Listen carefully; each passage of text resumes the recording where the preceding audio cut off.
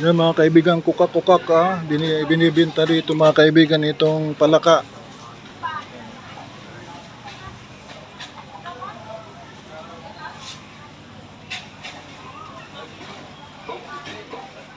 Yan binibinta rito yan per kilo. Mga kaibigan, yan ang palaka mga kaibigan. At yan ay exotic sa kanila yan mga kaibigan.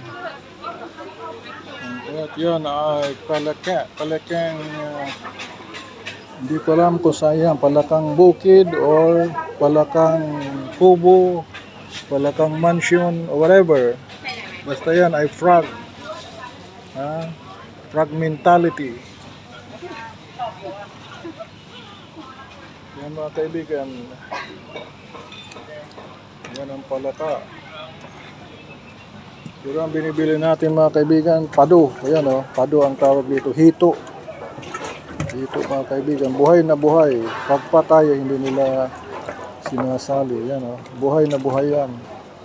Tumitilapsik pa mga kaibigan. At ngayon lang dumating ito. Kasi kanina kapong kung pipira-pirasuhin daw. So yan mga kaibigan, kanina pa akong pabalik-balik, ngayon lang siya dumating. Kung kaya mahirap itong timingan sapagkat busy itong nagtitinda rito. Alright? Thank you for watching and have a nice day everyone. Yan, kinilog na. 100 bahtค่ะ Alright, okay. Yan, 100 baht mga kaibigan. 4 na piraso mga kaibigan. Alright. Yan mga kaibigan ang ating simpleng content lamang dito na nakikita ninyo.